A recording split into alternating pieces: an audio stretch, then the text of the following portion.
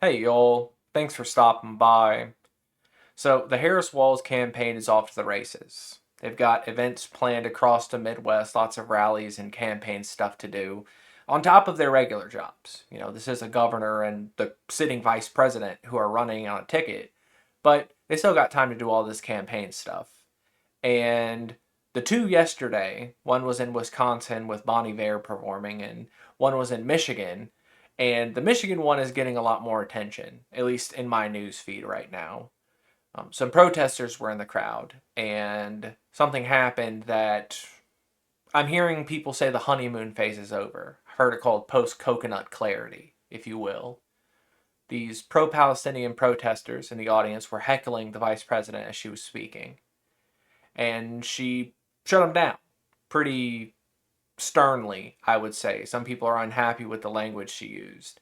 Kind of harkened back to her debate with Vice President Pence, where she said, "I'm speaking," when he interrupted her, which it's fair, she did get interrupted by these hecklers, but the tone, the way it was said, again, harkening back to being interrupted by a political opponent versus people who are protesting and voicing their opinion, the clip is framed in a way that's making a lot of people upset.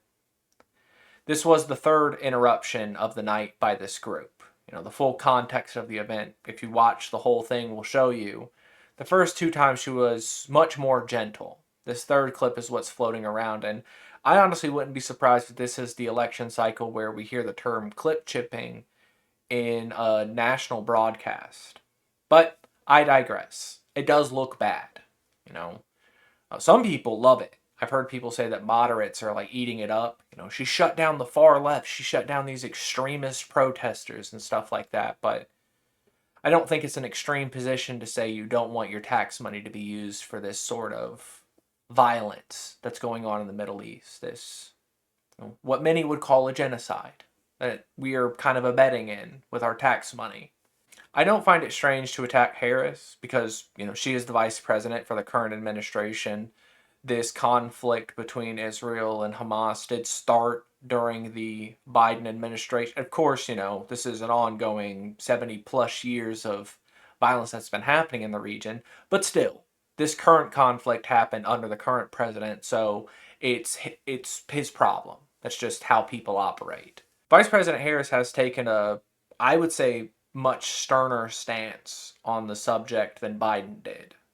When Netanyahu was here, maybe a week or so ago, he got 60 plus standing ovations from the Congress, which admittedly, there were a lot of people who were hired to sit in for that, but still, that happened.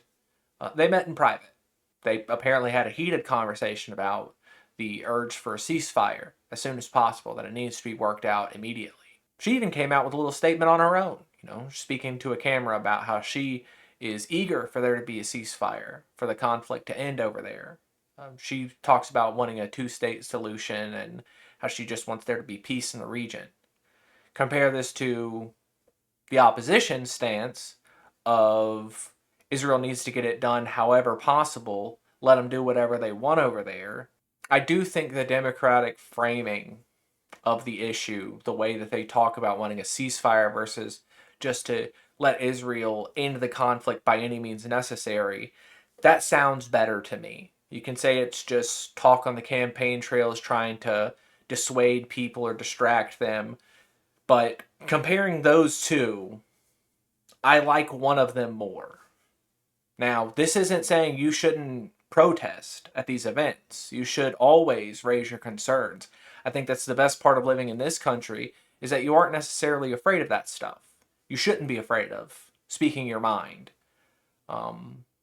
Which kind of brings me to my point about why I feel that a lot of this criticism is misguided.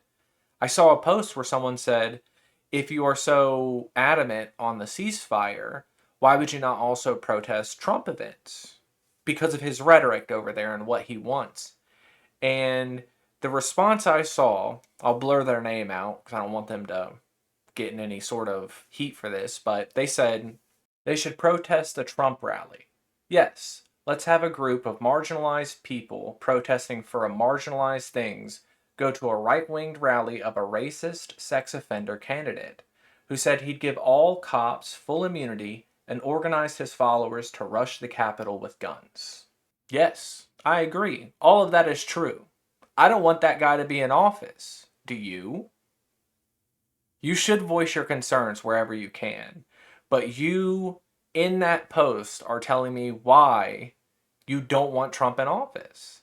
There is a clear difference between these groups. They do have very different stances on world issues. There are people around you who are going to try and say that these are the same thing.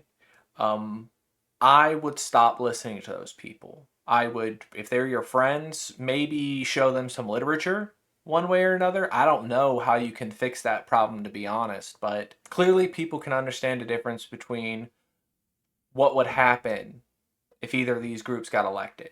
You know, a Harris presidency versus the Trump presidency are very different, and we all know that. So, yes, you should protest. Yes, you should voice your concerns, but let's just look at what people actually believe, the stuff they say, their stances.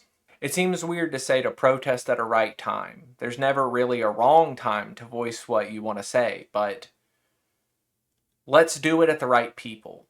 I think that's the important part. Let's make sure we get this message out there. And yeah, I guess until we see another misstep from the Harris-Walz campaign, until we get another crazy event from a rally, y'all try to have a good day.